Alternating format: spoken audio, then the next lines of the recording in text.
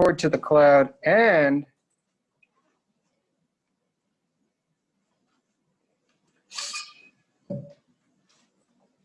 there. Can everybody hear me okay? Can anybody hear me? Yes. Oh, good. Okay, just checking. Thank you. Thank you. So, welcome to another exciting, oh, shoot. This thing wants to be continued. Okay. Welcome to another exciting class in microcontrollers. I'm going to open the floor to questions. I think there was a question on the floor over here in the classroom on yesterday's lab. Is that right? Did you have a question about yesterday's lab? It's about submitting lab 2. Submitting lab 2. Go ahead. What's your question? I want to show you like what I have, just make sure like I have everything. I think it was due yesterday evening, wasn't it? Tonight at midnight? Okay, I stand corrected. All you need to do for the lab is to show a picture of what it is you got working, either in simulation or in the physical classroom. And also, complete code has to be inserted into a Word document. Once you've got the picture and the code in the Word document, upload it to the assignment. I think it's called assignment homework 2 in EE346L. And then you're done. Yes, sir. I submitted my homework with the code file attached itself without not being on a Word document. Why can't you put it in the Word document? I didn't know that I was supposed to. I think it says so in the instructions. So in the future, please put it in the Word document because it'll render nicely so I can grade the whole thing without having to download a file because it'll just show it on the screen. I'll look at it, give you a grade, and that's it. I don't want to have to keep downloading everything. I emailed you something. Well, that's even worse. No, not the file. I don't want emailed you emails. The text of the I file. had like over 100 emails this morning. I just can't, I can't deal with it. It's too many. Okay, well, I'm not sure how to submit again since the homework one disappears. Yeah, the homework disappears when after the homework is due. Okay. So you don't submit after it's due without permission. And then I have to extend it, and then you submit with Blackboard. Okay. So if you're trying to submit homeworks after they're due, Blackboard's going to give you a hard time. That's got a computerized deadline in it, and it is not empathetic to whatever issue you may have. Whereas the human being behind the computer is empathetic to whatever issue you may have. So if I put a deadline into Blackboard, it's just a computer. It does what it does, and we do what we do. So we're going to leave Blackboard do what it does. And then if you said to me, I don't like what Blackboard does, we'll change it. So if Blackboard says, oh, sorry, can't submit, it's after the deadline, and you got a problem, and I'm in agreement, then we just change the deadline so that you can submit late. And that's it. Well, But don't just email me a bunch of stuff and expect it to get graded, because that's not how I work it. It's just too many people. Too many people. Too many emails, too many things to do. You got any more questions about homework submissions? How about from the Zoom audience? All right. So, yeah, so now AirPlay has decided that it doesn't want to keep broadcasting while I guess AirPlay is just a nuisance. Because it had this working and then it just deactivated. So AirPlay doesn't work. Okay, never mind. AirPlay. Not worth the trouble. You set it up, you get it working, and then it just decides to quit. So there's a homework 3 and a homework 2. Now, remind me, please, did homework 2 come due this evening? it's due tonight. Due tonight. Were there any questions about homework 2? All right, then let's move on to the next homework. That's homework 3. Yesterday, we had a question about servos. What can we do to do a servo without doing a resistor for our feedback? And so what I did was I brought in a DC motor with an extraordinary geared down transmission. This came off of an SIR1 robot. And what it has on the back, I'll hold this up to the camera, and you'd be able to see it if we could get AirPlay to work, but we can't. You can see a couple of photo transistors, and you can see gray code has been carved into this metal disc attached to the shaft. So this has got no physical resistor at all. All it does is it measures the rotations of the disc, and that gives you the ability to servo this high gear ratio DC motor, which enables you to get high power, high mechanical power into your servo joint. And I'll pass this around for people to look at so you can see. It's better to pass it around anyway instead of do AirPlay or air whatever, because it doesn't seem to work properly. Unless somebody in the audience would like to try and get AirPlay to work. Would you like to see AirPlay? I have this working, but it doesn't work now, and I don't know why. It just stops. Do not AirPlay off the iPhone. Huh? Just do not AirPlay off the iPhone. No, not while you're recording Zoom. It's a feature. You can do it off of the device that is participating in the meeting, but you can't do it off of the iPad if it's recording, not at the same time. This is a limitation, which ITS does not recognize. So what I would do today is yes, sir. You want to just share the screen or? Whatever you think will work. If you share the screen, will it appear on the monitors in the classroom? I'm not sure. Why would that work? I don't know. Okay, whatever. So anyway, we're going to do duplex. Professor, Yes, sir. there's a question on the homework. Ugo has a question in the chat. Okay, I can't look at the chats while I'm teaching. Can somebody tell me what it says? Yeah, he said question 19 of homework 2. Okay, and I don't have homework 2 in front of me. What does that say? I'll have to check. I don't have it in front of me either. All right, well, I can't seem to get the AirPlay to work. When someone can find it, let me know. So today we're going to do duplex. We're going to do SPI programming. We're going to talk about the signals, MOSI, MISO, and serial select.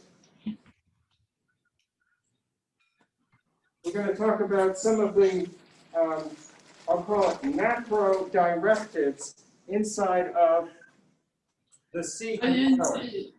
T'en veux? Il y en a dans la boîte. I beg your pardon? Oh, we got it. Good morning. All right, so here's what it looks like. Is this what you're asking about? Yeah. Okay. So the question reads, consider the following setup. How would you write a for loop for the LEDs from left to right? We already discussed this in the last class. I think you can watch the recording from the last class and get an answer on this. It does seem to have an answer, and people seem to agree. You need to write, well, there is a solution that uses a for loop and runs from pin 2 to pin 8, going from right to left if you hold it one way, and left to right if you hold it the other. So it all depends which side up you use. And then someone else says equals to less than 8. Is that wrong? Equals to less than 8. No, that actually is a solution. So it runs from 2 until you get to 7, I guess. I can't see what the pin is because it's too small, but that's all I can see. Can you see which pins it works to?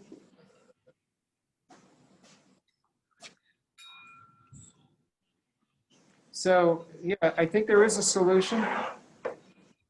Is that pin 7? I can't see it. Yeah, 7, 6, 5, 4, 3, 2. Yeah, so we're correct. It goes from pin 7, 6, 5, 4, 3, 2. And then if you start on pin 2 and work up to pin 8, but not including pin 8, that's why there's a less than, then it will reach pin 7. And that is a correct answer for question 19. Thank you. Are there other questions about homework 2?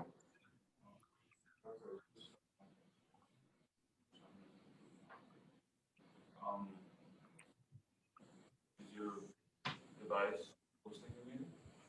No, Or is it that? this device is hosting the meeting. I just wanted to be able to do AirPlay. Well, everybody's Oh, good. Yeah, it's working now. I see that. But one issue is I don't know how to pin the video for this one to be the main. Yeah, I don't either. I don't think it can be done. It's a feature. Oh, it turned itself off. No, it's because someone else, when they speak, Oh, they pop up on it. I see. All right, so unless there's more people, I guess you guys should mute yourselves. Or I'll mute you. I don't know if I can. I'm not quite sure how. But anyway, under participants, maybe? Ask all to mute, mute all, mute all, mute all. There, I think that worked. Okay, so everybody's muted now. If you want to talk, you're going to have to unmute.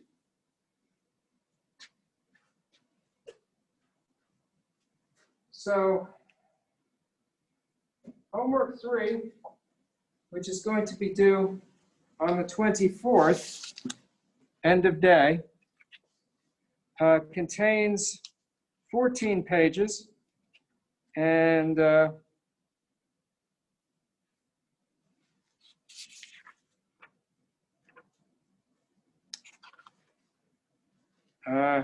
31 questions, I think. Yep, 31 questions. And what we're going to do is we're going to discuss topics of duplex serial programmer interface, MOSI, MISO, SSI, and macros. I wrote macro directives.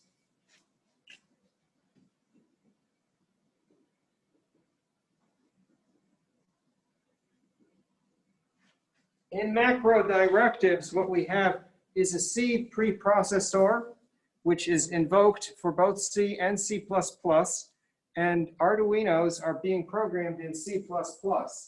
Therefore, the macro preprocessor is going to be running before the compiler, or if you like, as a part of a macro preprocessing pass.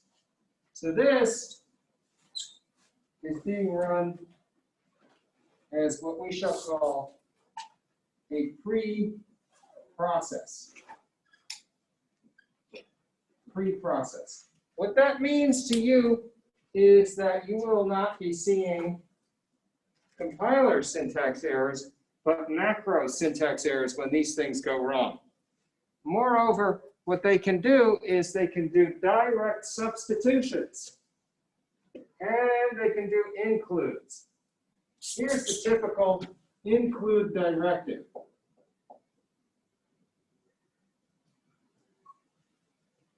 # include. # include can take an absolute file name. That is to say, if you have something like C:\lion /programs / the stuff I want to include .h, you can put that whole thing right after include, and you can put it in quotes. And that is going to be an absolute path name, APM. I'm going to abbreviate it. An absolute path name. And unlike every other C statement that you will have encountered, it does not have to be followed by a semicolon. That is one form of the include. Sometimes you will see something like this. # include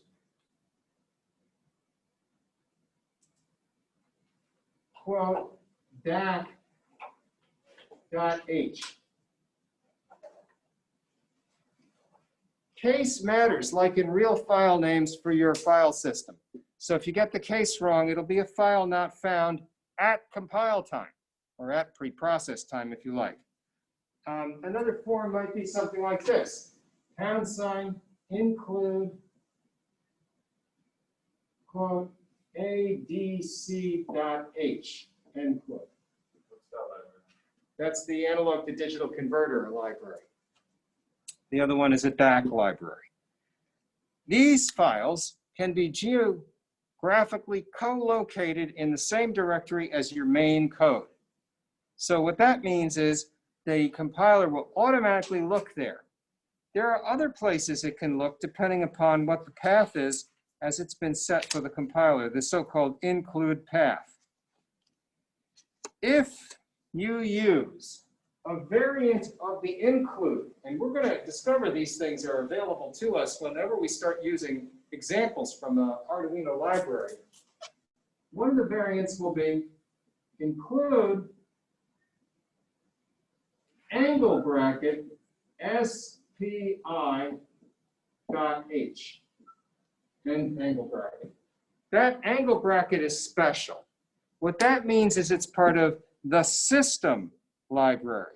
So that might be some sort of a global library for which you have installed some, we'll call it library objects. Library objects are interesting.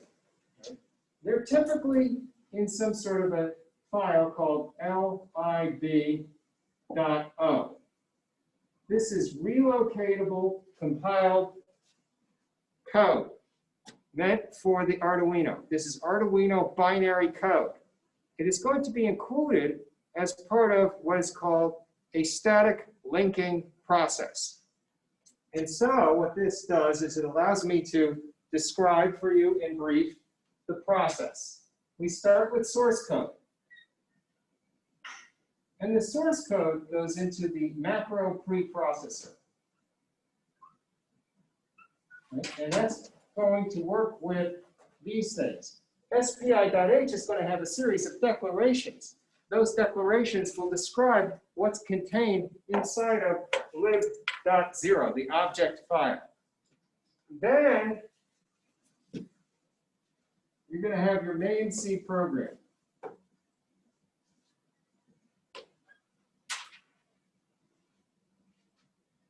The main C program will be modified by the macro preprocessor to include all the declarations that are in SPI.h or in any of the includes that you may have included, including things that are not libraries. You could include a whole extra program if you want.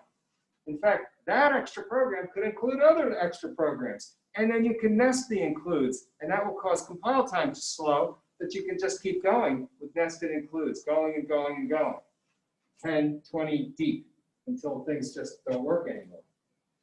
And then what happens is you go into the C compiler, the C++ compiler,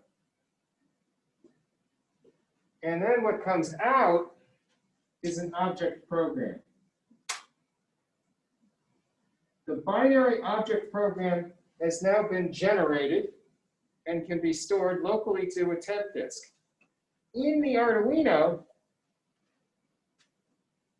preprocessor, compile, and linking is done in this phase. So linking means we're going to insert through the linker the lib.out. So now lib.out and a.out and your main.c are all sort of related through this C compiler, which actually introduces a linker. Then you have a communication path which goes to the Arduino, and you can change what that is, but somehow the a.out gets downloaded into the microcontroller. And then the microcontroller starts to execute the a.out. That's the basic flow. Compile, link, and load. So here's the sort of compile stage with the linking built in and then loading into the microcontroller. Compile, link, and load is a programmer loop. That programmer loop is a loop that involves a human being.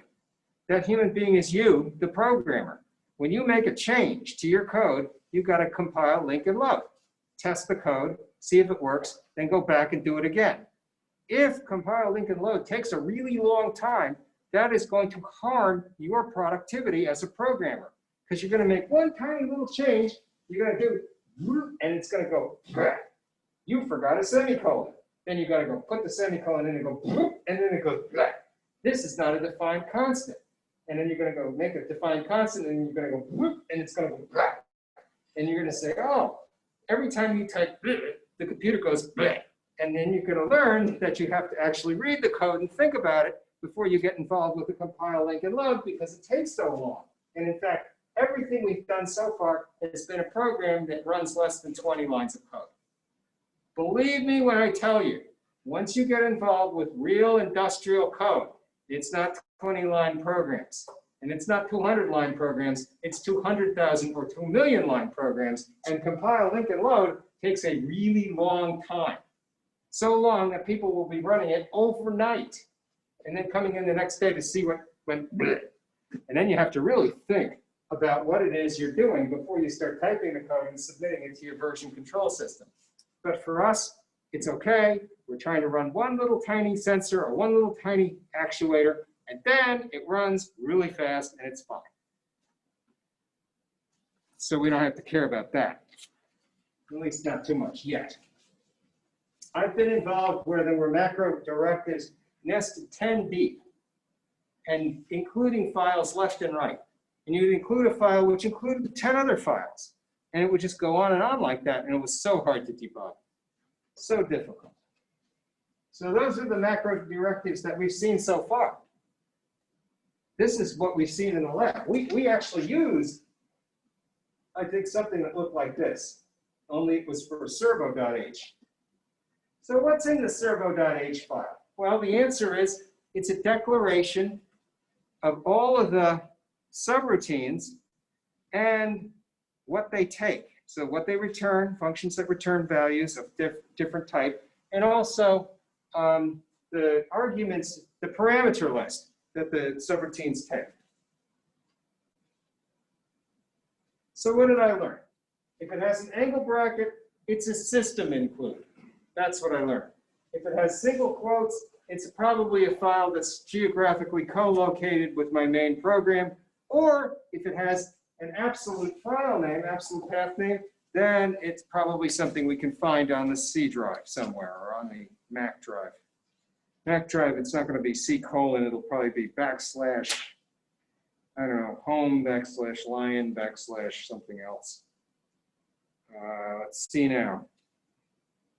That covers the basics. There may be other things that we'll encounter. For example, there is a special method called setup. Okay. That gets run once and only once, returns void. And change my marker a little bit, see if it gets even darker. And so with setup, what we'll do is we'll do something where we initialize, such as that in there. And that will initialize the DAC, and we'll call it once and only once. And it may take a while to initialize the DAC, but that's okay because we only need to call it once, and it just delays our startup a little bit. And things have to be initialized. We don't have any choices in the matter. We might like to communicate with that DAC, and if you have the audio shield, it's an SPI DAC, and SPI stands for Serial Programmer Interface. And that is a common high-speed serial interface for our little Arduinos to communicate with a wide variety of different devices. So far what I've done is I've covered enough material for you to do homework 3, problems 1, 2, 3, let's see, 4, all the way through 6.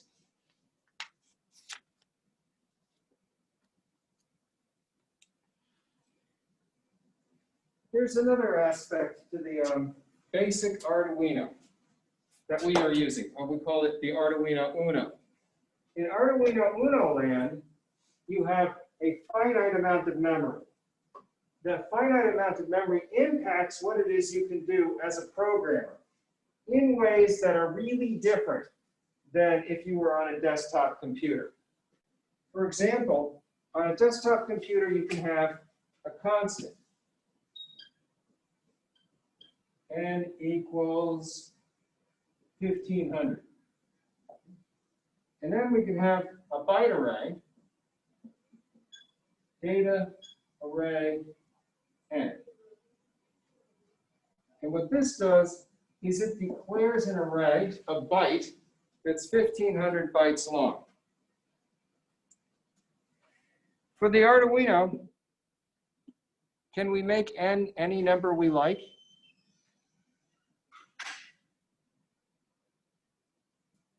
Any ideas? What if I wanted to make N 15 million? Does that make sense for the Arduino? What if I wanted to make it 15 gigabytes? Would that be okay? I mean, C doesn't stop me from doing it, does it? And the answer is no. C will let you make this number anything you want. It's not a compile time error. But it isn't going to work.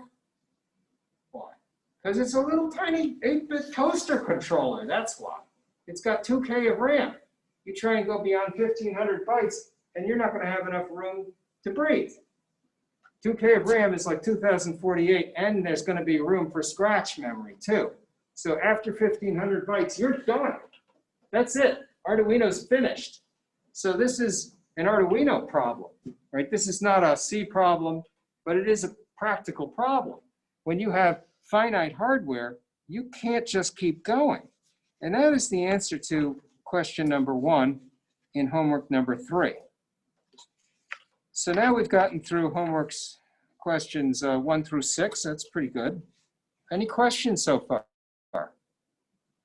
Suppose I wanted to communicate with a device.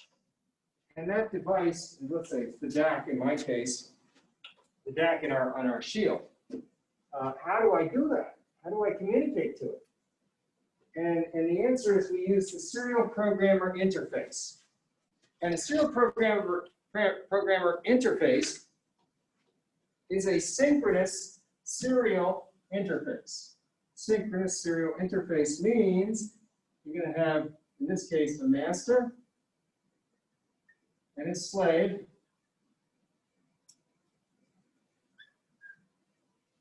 The master is going to have a serial clock. This is what makes this synchronous. Right? And there's going to be a serial clock input on the slave. You want to do fast communications to something like a digital to analog converter, you might as well make it synchronous, right? Because you're going to be outputting data really fast. Then you have a master output, slave input, which we call MOSI.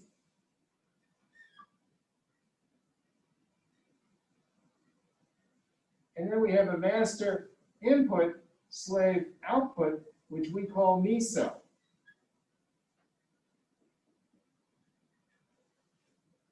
Like the soup, like miso soup. And to select the slave, we have a select called not SPI select. And that's an input here. And that is the wiring diagram for one device. Let's have a short interlude and talk about the idea of duplex. So we talked about SPI, MOSI, MISO, serial select. What about duplex? What does that mean? What's duplex mean? I have duplex communications with the people in this classroom. No, that's close. It's not direct. Duplex. Here, I'll give you an example of back and forth, two-way communications. So two-way equals duplex. What about this other term I'm going to use, simplex? That's one way. Let me give you an example of simplex radio communications. Let's see, Bridgeport Tower, Archer November 4329 Papa requesting touch and go. You let go of the mic, what happens? It says, 29 Papa cleared for touch and go. And you respond, 29 Papa cleared for touch and go, and you go and you can touch and go on the runway. And that's one-way communication. What happens when two people or more people try and talk at the same time is you get a feedback tone that lets everybody know they stepped on each other's communication. Only one can turn to talk at the same time because it's a big party line. And it's all being shared by all the crazy loons who are flying around the airport. Big jets work this way too. They have to respect each other's communications. Yes. So a phone call would be duplex. Phone calls are duplex because you can talk at the same time. But if you get on the ham radio, it's WN2YIF, over.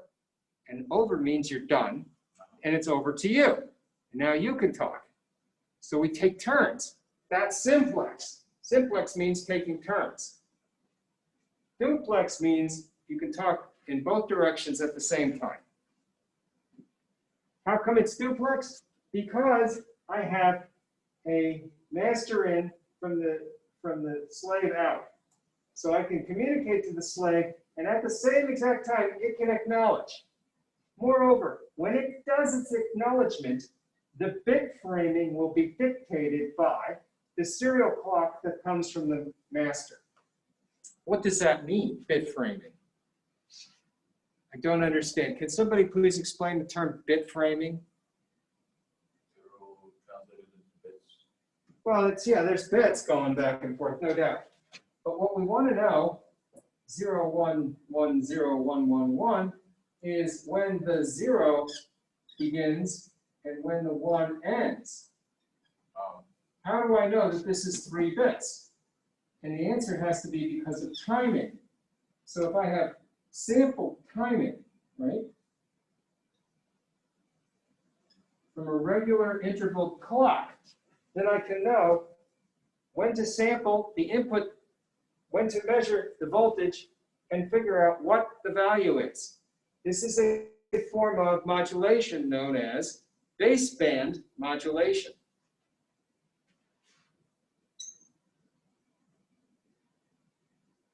It's the simplest form of modulation, baseband modulation.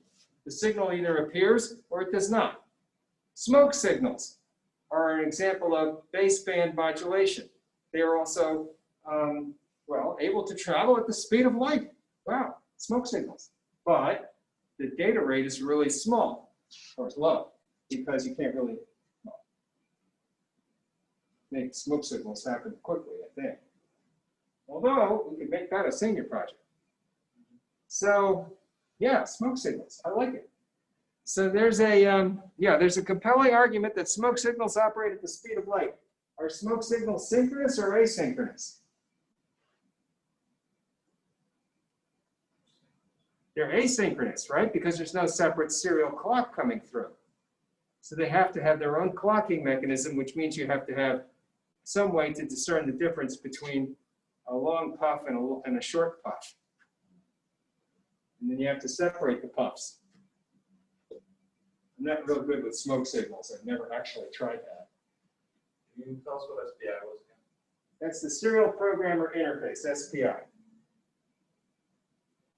So SPI is a baseband duplex synchronous serial communication. Isn't that interesting?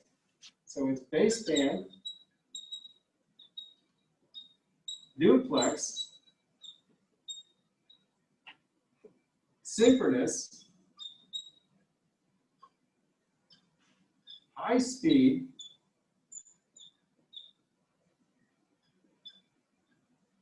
communication path. That's what SPI offers.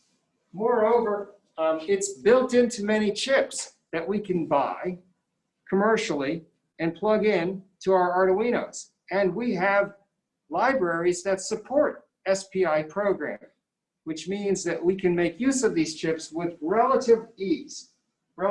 We still need to know how to operate the underlying hardware. We have to know if it's a 10-bit DAC, how fast it goes, what kind of serial clocks we can use, various interesting and wonderful things like how you order the bits in order to get them to come in, whether they come in 1 byte at a time or all 10 bytes, if they're all 10 bits, if it's a 10-bit DAC, things like this. But in other ways, it's very standardized. So this is what you call physical layer. Right? So this is a baseband duplex synchronous high-speed communication physical layer.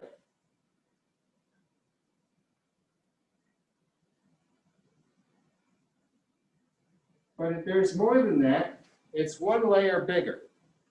It is also in the data link layer. The data link layer does packets, moving packets from one point to another. So link access protocol allows us to detect small errors in the transmission. These might be something like parity errors.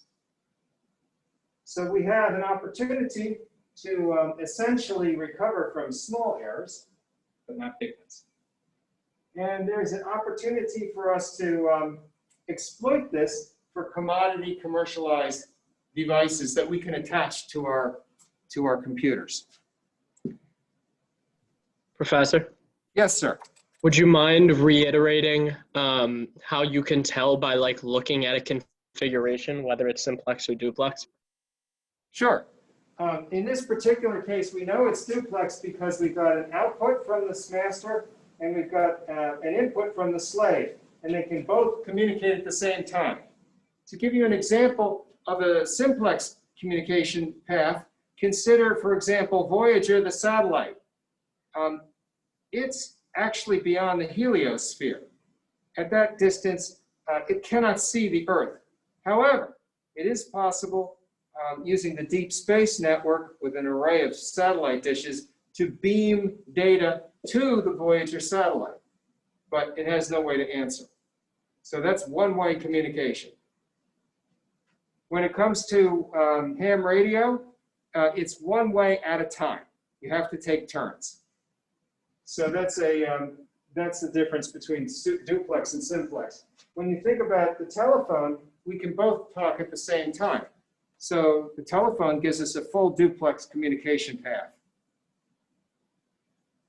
Sometimes having 2 people talk at once is rude, and they interrupt each other. And I've seen this happen a lot. I don't particularly care for it, but it's become almost normal.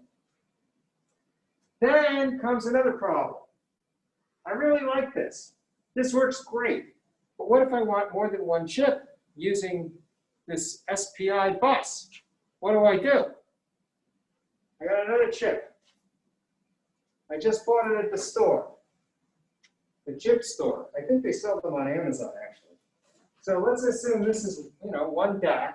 Here comes DAC number 1. And now I want to have DAC number 2, because why? Because I like stereo, and stereo needs 2. I don't know, for no reason. DAC 2. Here comes DAC number 2.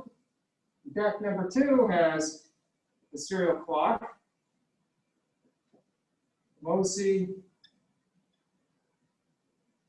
Well, I'm going to write larger so you guys can see it.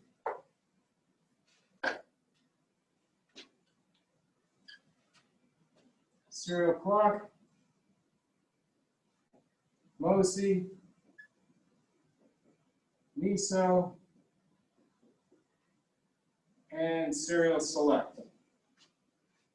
And the serial clock that this device uses is going to be the same as the serial clock that this device uses. And the MOSI that it uses will be the same MOSI that this uses. And the MISO will be the same MISO that this uses. How do I differentiate?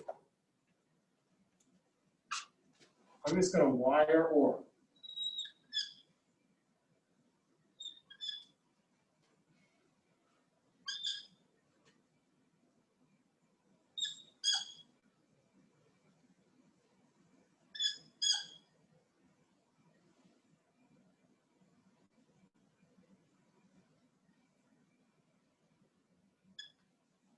There.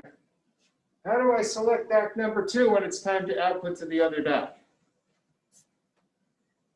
And I could do that often, right? I could say, okay, DAC 1, here's a sample. DAC 2, here's a sample. And the two samples are different. One's for the left channel, one's for the right channel.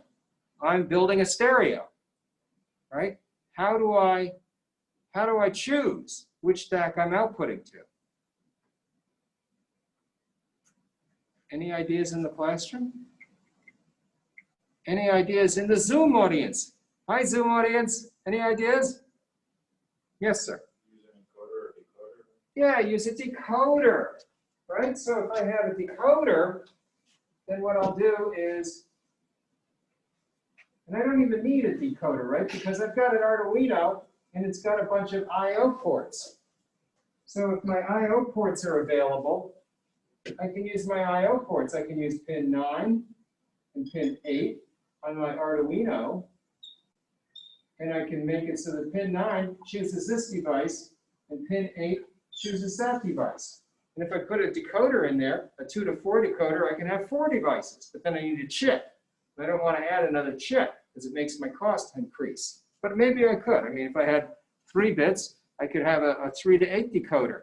And then the 3 to 8 decoder would let me directly address 8 different devices. But they have to take turns. I can't address them all at the same time because they're sharing a bus. And when they're not selected, they have to drive their outputs into a high impedance state. And they have to ignore the inputs. Have to ignore them, except for maybe the serial clock. And the reason is, you know, if you don't, then what's going to happen is you're going to start outputting spurious data on one of the DACs. And then it isn't going to work right. So in comparison to the servo used a baseband modulation technique called pulse width modulation for adjusting its angle. Here, we're actually using digital data communications, using a baseband duplex synchronous high-speed communication physical layer in order to be able to do our communications to the various chips that we're going to add to our little Arduino. And that is an example of our first bus, right? Because when you start to wire different devices to the same wires like this and then select which device you're using, that makes it into a bus. And busing requires a tri-state logic system. That is, busing requires that you be able to take a device and put it into a high impedance state so it does not assert the lines. Because if 2 devices assert the lines at the same time, one device can say you're a 0, and the other device can say, no, you're a 1. And then it's the moral equivalent of a short circuit, because a 1's going to be 5 volts and a 0 is going to be ground. And if you put 5 volts to ground, your transistors will get hot and unhappy, and it will blow out in milliseconds.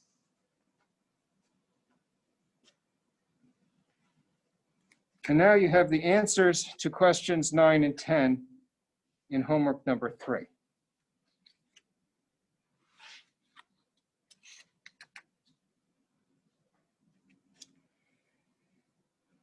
In this case, when you have to take turns, is it simplex or duplex? Are we able to, have we defeated the duplex communications? And that's a tricky question to answer, I think, because the answer is, yeah, you have duplex, but it's selective duplex, and everybody has to take turns. And taking turns is the essence of enabling what I would call a simplex-only communication path. You can't have this turn into a party line where all of the devices talk at the same time. When there's just one device, sure, it's full duplex. But when there's multiple devices, even though they're the same exact device type, you've created a simplex system where things have to take turns. And that's important to notice, right? So what has happened is the configuration enables simplex-only communication. And you can tell, you ask, how do you tell by inspection? This is how you tell. If I can't have this device talk at the same time as that device, and you're taking turns, it's really a simplex system. It's not a party line. What would be an example of a party line?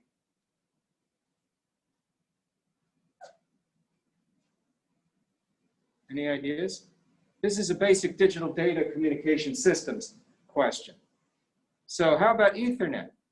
With Ethernet, you have many entities dropping packets at the same time into a shared system. Now, if they actually do at exactly the same time, instead of taking turns by time division multiplexing the packets, you have what you call a collision. And the technical name for Ethernet is CSMA CD. That's carrier sense with multiple access and collision detection. Yes, everything can talk kind of at the same time, but what you do is you develop a time division multiplex system, and when two devices try to talk at the same time on the same local area network, the collision is detected because they sense the carrier. But they do permit multiple access using time division. So in a sense, one can claim that it's like a highway. You can drive on the same highway as everybody else, but you've got to be careful when you merge in. You don't just merge in without looking.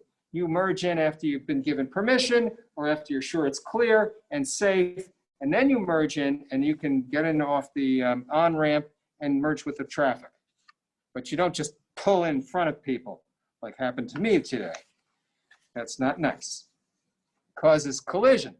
And when there's collision in the real world, bad things happen. It's not just going to try and retransmit at some random time, because then you have to go and deal with insurance companies. So it's an interesting sort of analogy. Any questions about SPI?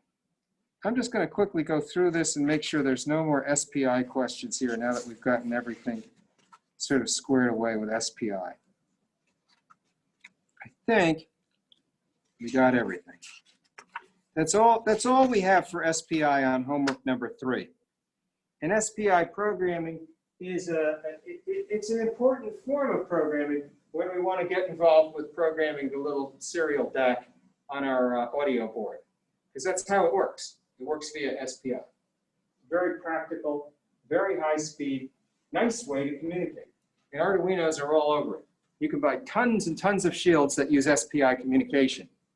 In fact, I think, me personally, the reason why Arduino continues to be the superior way to do this kind of microelectronics is because of the Arduino ecosystem. Arduino ecosystem consists of many, many people making compatible devices. Today, I think it was Chris Lafke who sent me an email who said, oh, I found micro megas for 99 cents on eBay. And I said, holy crap, look at that. And the price was right, but they were charging $3 for shipping, but I didn't care because it was a mega. And it was just like an Arduino, only they had packaged it in this really tiny printed circuit board. And I'm like, how can these guys afford to make these things so cheap? It's almost as though they're exporting their unemployment by subsidizing manufacturing, which would be an unfair trade practice. And I wouldn't want to accuse anybody of that. So that's, I mean, this is part of the Arduino ecosystem. Arduino Mega is like an Arduino Uno, only with lots of extra I/O and with more RAM and more ROM, and all these other things attached, and fast, and 32-bit or 16-bit, depending on what you get. So it's kind of interesting. Get beyond the 8-bit toaster controllers with these things. That's a compelling argument, right? Because people say, oh, I like Raspberry Pi because X, Y, Z. And I think Raspberry Pi is a great computer, but it requires an operating system. And what we're doing here with what it is we're able to create is whole new hardware systems that we essentially can integrate to create new emergent technologies that didn't exist before. People aren't doing a lot of, well, they're not doing the same hardware hacking with the Raspberry Pi that they're able to do with things like Arduino Uno.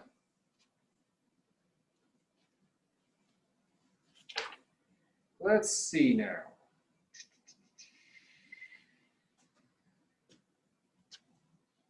So that's what I've got for SPI. We did a little duplex. We did some discussion of simplex. We talked about digital data communications, macro directives, preprocessors.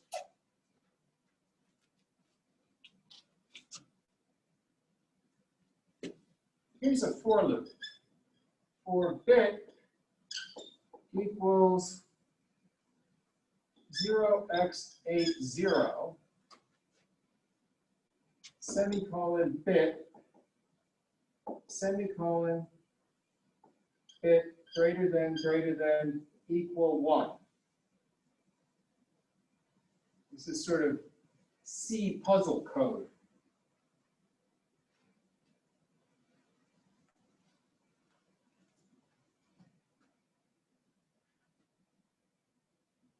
What's that do?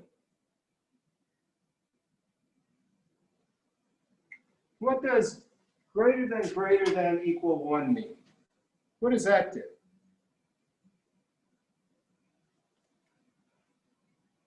Well, this is going to do a bit equals bit shift 1. That's what that does.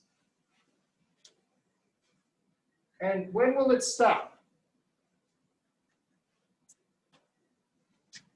Yes, sir.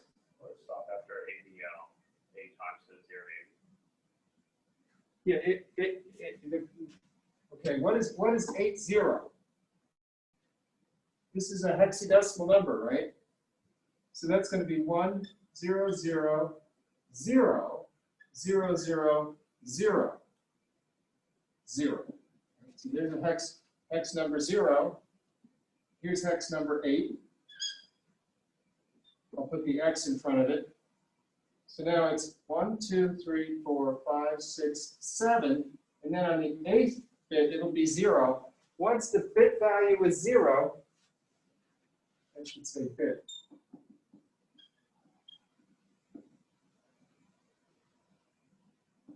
I should say bit. And this should say bit as well. Once the bit value is 0, it will stop. So it's going to keep running. It's not using a Boolean object in the argument. This is like a while loop without a Boolean. Instead, it's using a scalar value and treating it as though it's a Boolean. And when it's equal to 0, it's going to treat it as false. So this will continue to run until bit is of value 0. It'll treat it as false, and then the for loop will stop.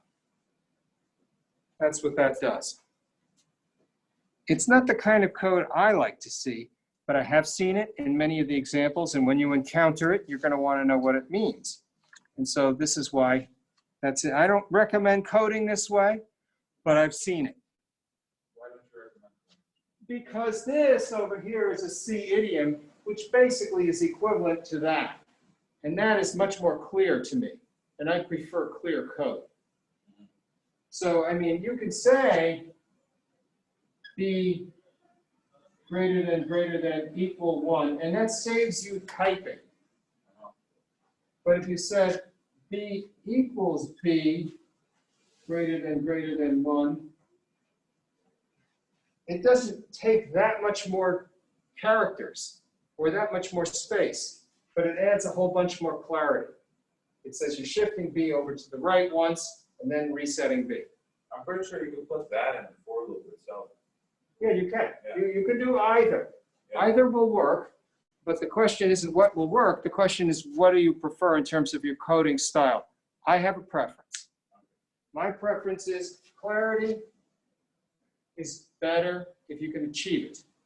And so that's why I prefer something like this. It's my preference, okay? You know, you can establish your own code style. And if you use somebody else's code style, I'm not going to take grades off, okay? I won't take off points, but I'm telling you my preference. So that's that. And that, oh, by the way, this is the answer to question 13 on homework number 3. So we're getting there. I mean, it's taking us a little while to work through it. Part of what we're doing is we're learning a kind of C and C++, and even Java will do this too. Java, by the way, everything we've done here, Java can do. And C# even. C# will accept a syntax like this. Problem is, we're trying to deal with low-level bit manipulations because a lot of the devices we encounter have to be written to at the bit level because you're writing your own device driver. And so that's a critical problem that you're going to face when you start to do hardware-based programming. This is what you might call systems programming. Right? Because what you're really trying to do with the bit flipping is you're trying to get deep into the understanding of the hardware. Let me tell you something. When I did this sort of thing for a living, I ended up poking my nose into the data book for all the chips that I was using. And I had to do the same thing for the microchip DAC, right? If you don't read the data book, you're not going to know how to flip the bits and you're not going to get it to work. It's as simple as that. So a lot of times there's no programmer guide, there's a data book. Read the data sheet on the device, and then you can learn how to program it. And so a lot of times they don't even care that you're using an Arduino. In fact, they don't want you to use the Arduino, they want you to use their products. The microchip products are not the same products as Atmel products. Atmel products, that's the 328P, that's your Arduino Uno. We haven't talked a little bit about the chips inside of your computer. They come from Atmel, a semiconductor manufacturer. Microchip makes a DAC. They want you to use the PIC. The PIC microcontroller is a microchip microcontroller. They don't want you to use Atmel. They're not going to cater to Atmel, but they'll give you a data sheet, and if you want to use their device on the Atmel processor, you got to figure it out. And that means you got to read the data sheet. It's not that hard. Nothing's that hard. But it ain't simple and it isn't easy. So it's just a lot, there's just a lot to learn, a lot of things to deal with. You know, anybody can program badly, but if you want to do it well, it takes work. It takes work. So let's assume that I have a device and I want to define it as my DAC. That's my digital to analog converter. And I'll give it a pin number. Let's call it DAC1. And I'll do something for a pot, my potentiometer. And I'll define the pot. And I'll call it pot 0. Notice there's no semicolons here. What have I done? What is this? First of all, look at these hash marks.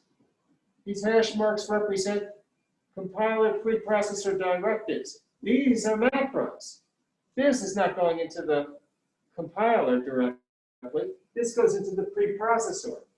Everywhere it sees the term pot, it's going to substitute the literal 0. And it's not going to care if pot is supposed to be a string, or if pot's supposed to be an array, or if pot is supposed to be something else. Unless it's quoted in strings, in quotes, it's going to go and find the pot and do the substitution. So it's not going to cost you any extra storage in terms of another variable. It'll be a literal embedded in the code. And then the C compiler will find it. Here's what you might have done when you had include. I'm writing it too high. Just a minute. Pound include angle bracket DAC.h. That is a system include because of the angle brackets. Once you did that, what happened? You got a bunch of other macros, right? Somebody defined DAC to be of type 1, pot, not type 1, but the value 1, pot to be a value 0, all inside of the DAC system. Maybe there's something called chip select, and there's a standard pin for the chip select. Define chip select. And this would be the same thing as the serial select for the SPI interface. You need a pin. So pin 9, all in DAC.h. And that's what you get when you try to use the SPI DAC, the counting with your sound output device. And most importantly, void DAC right unsigned integer, UINT, 16 underbar T, 16-bit unsigned integer, semicolon. I haven't told you how this was implemented. All I did was I said when you include DAC.h, this declaration will appear in your code, which means the compiler can use this provided that the linker gives you the binary that it can link to. So it doesn't give you the source code. What it does is it gives you the prototype that you need in order to be able to invoke the subroutine.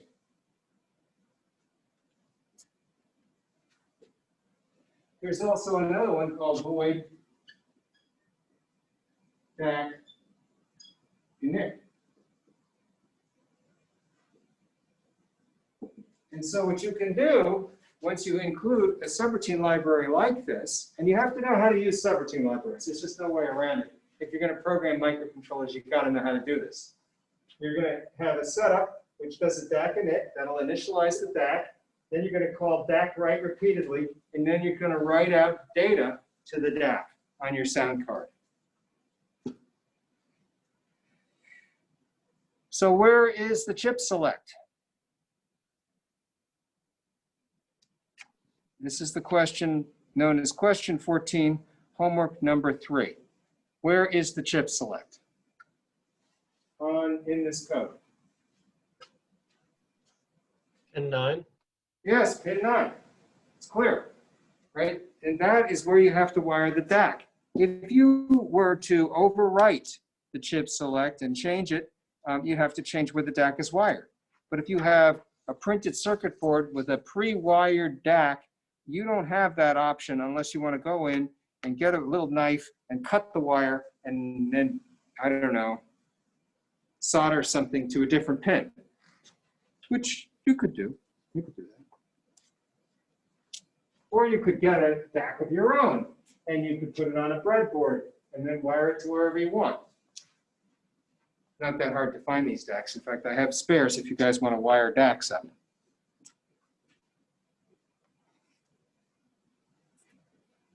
What do you think so far? Are people sort of following along here?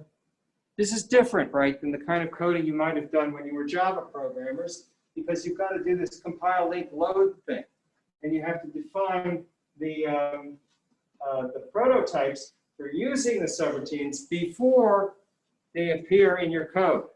Or else the compiler is going to look at that stuff and it's going to say, I don't know how to do a DAC right. How does that work? I don't know how to do a DAC init. I don't know how to do those things.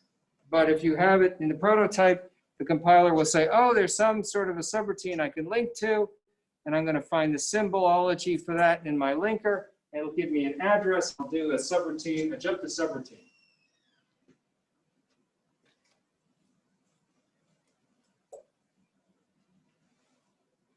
And this is not just my DAC.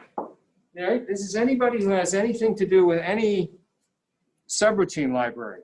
You're going to need to have prototypes for all the subroutines that are in the object code, because they're not giving you the source. They're only giving you the object code, and that might have been written in assembly for all you know.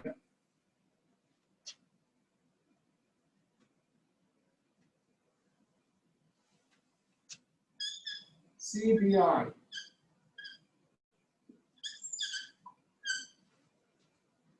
CBI is a macro preprocessor directive that is the moral equivalent of a function invocation that happens before the compiler even gets invoked.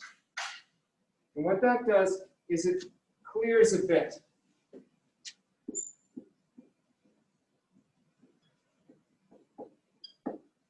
And there's another one called SPI. And that sets a bit. Set bit I.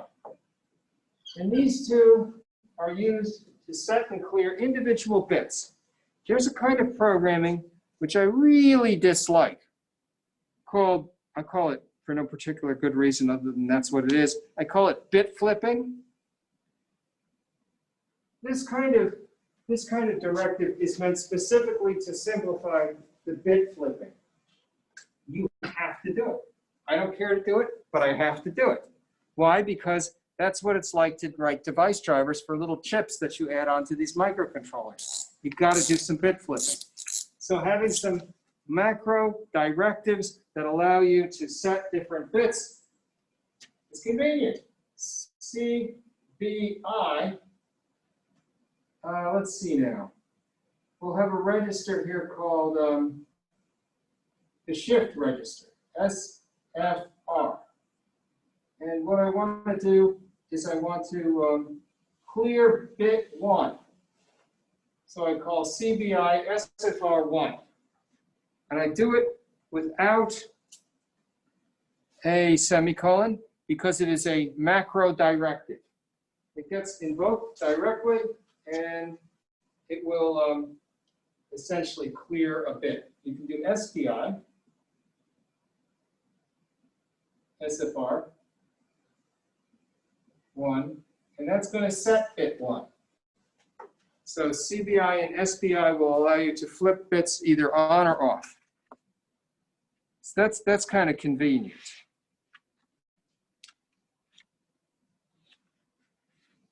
And that's the answer to question 15. How am I doing on time? Oh, good. I still have some time. That's good. Very good. Any questions so far?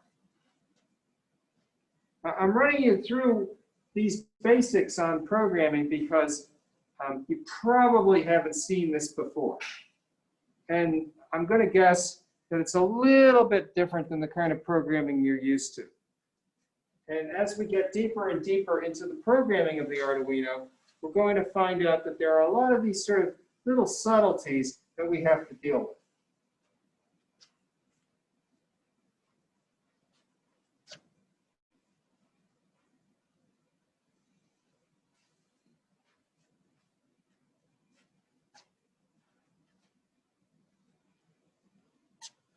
Here's another macro.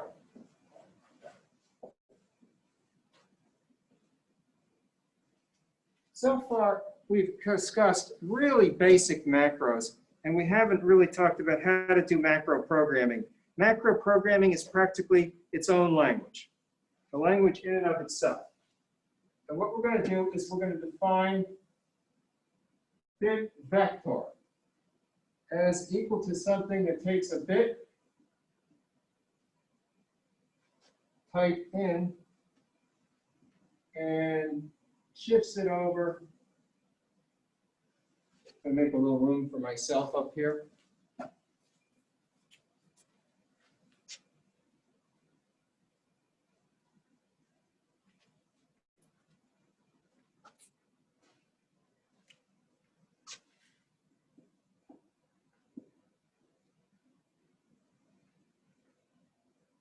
Another parenthesis. Yeah.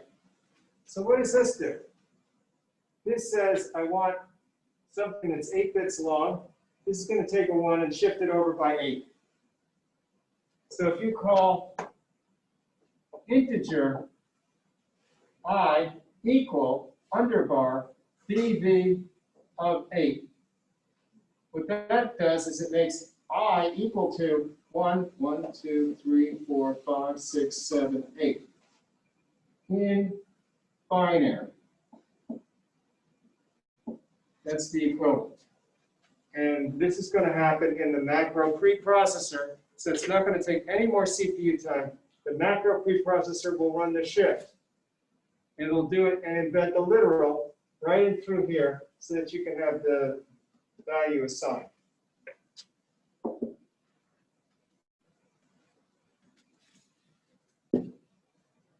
So that's a bit vector that is a 1 followed by a bit number of zeros. In this case, 8 zeros. So that's a slightly different use of define. Before we saw define was used as includes.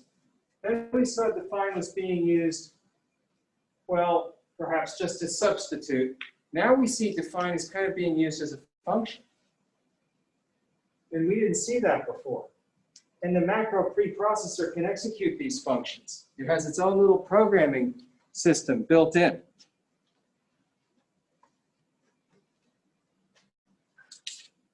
And that's the answer, by the way, to question 16.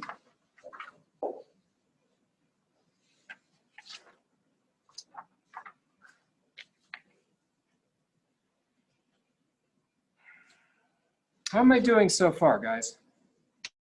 Everybody sort of understanding what we're doing? So macros, how many people have seen macro programming before? Anybody out there? I'm gonna look at the participants' hands here. Anyone showing a hand? No hands? Yeah, so this is new. This is new stuff for everybody, I think, right? Pretty new. And so it's not easy, and it isn't particularly simple.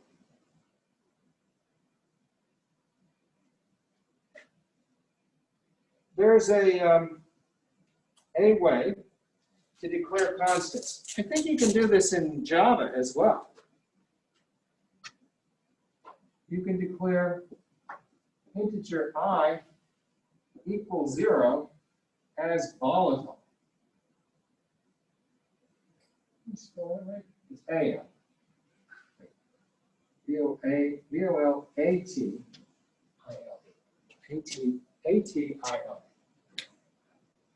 Volatile. V-O-L-A-T-I-L-E. Volatile. When you declare a variable as volatile, you are giving the compiler a directive that says you can optimize the compiler because the values can be changed by code outside of the scope of the current code at any time. So volatile code, maybe it gets changed because it's in the address space of a register that can do direct memory access to your CPU. And that is an interesting concept. A lot of times what will happen is RAM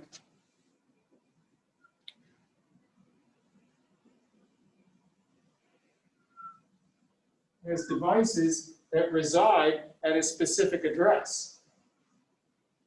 And what will happen at that address, let's say it's 0200, is the ADD converter can write to that location some value for the CPU to look at later.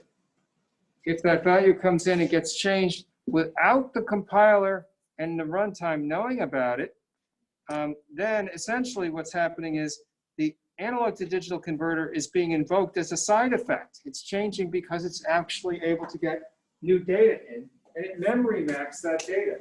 And what you want to do is just read the value at that memory location, and the analog to digital converter will handle all of the details of getting that data into that memory location. So declaring the object as volatile is useful for you as a programmer because it lets the compiler know to expect this data to change and not cache it, not store it someplace in the CPU in a register and say, no, no, we know that data, we don't have to go get it again. What it says is, yeah, you better go get that every time you make reference to it.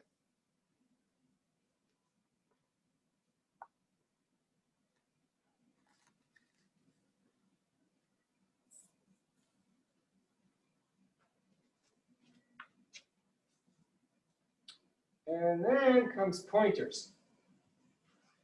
Now, pointers is a really big topic, and it's kind of hard to get into, and we're out of time. We're up to page 9 of my system here, and we're out to page 18. I think that's all we have time for today. Let me just check. Yeah, we end at 12:15. So that's it for now. But what I'd like you to do is take a look at homework number 3. See if you can't get through the book and learn a little bit about pointers. It's an interesting topic, and I think you guys will learn a lot from it. It's probably not something you've seen before. So thanks a bunch, and stay safe. Thank you. Thank you.